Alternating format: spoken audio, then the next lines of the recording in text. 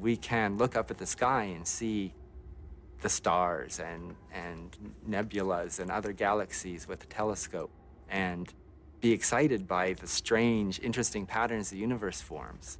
And we can also look in the other direction, down towards the small, and see new and strange and exciting patterns that are formed by these pieces of the universe that we're all made out of.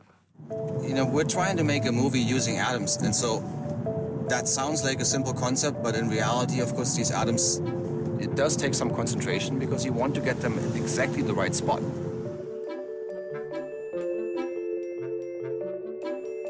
We have a tool that allows us to move atoms on surfaces and build structures one atom at a time, and we want to explore how can we use atoms on surfaces to do computation and data storage. I thought when I first heard that we're gonna make a movie out of atoms, I thought that's crazy. I was worried that it would be a lot of work moving these atoms. And we've started making some of the frames. It's kind of cool, and it's addictive. All the action of our movie, our little guy made out of atoms, is going to be right on top of one of these surfaces.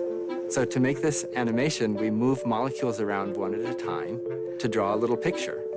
And we save that picture and move on to the next frame to start to tell a story. This is a very challenging task because nobody, as far as we know, including ourselves, has ever moved 5,000 atoms. Now we see the man that's built with all these carbon monoxide molecules, and then some of them we would have to shovel away to make it really be the movie frame, so we would have to clean up a little bit in this. When we see the image in the microscope, we see it magnified about 100 million times. If an atom was the size of an orange, then the orange would be the size of the whole planet Earth.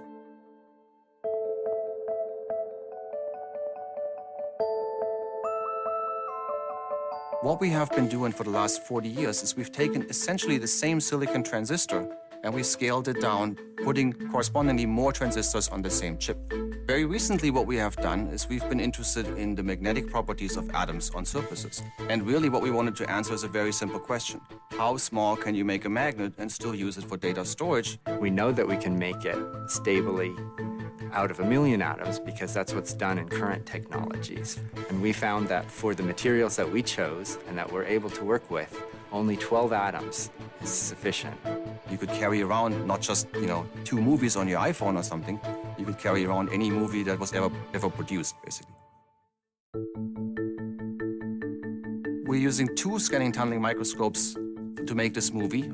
First, we need to look at the surface and we need to figure out where the atoms are. So here we have the atom that we want to move. Here we have our needle. And we switch between the imaging mode, where I stay relatively far away, to the moving mode, where I get close in. And now these 2 atoms are so close that they chemically react with each other. And so then we can drag this atom along the surface and position it to a new location. Here you are actually in the microscope room. This is the room where the actual tip is, where the sample is, where the action is taking place. We're working at a temperature of minus 260-something degrees centigrade. We do this so that these atoms hold still. When we're moving atoms in the laboratory, you'll actually hear a noise. Now the sound you hear is the sound of the molecule following the tip along the surface. For us, hearing the scratchy sound is important feedback because we can count how many positions have you actually moved. You go, and you can say, all right, this was 3 locations.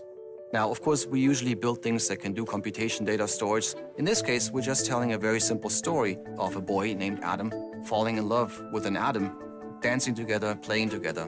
I think it's very exciting to be able to share something that I really love. Maybe it helps other people be fascinated just by the size of atoms. If I can do this by making a movie and I can get 1,000 kids to join science rather than go into law school, I'd be super happy.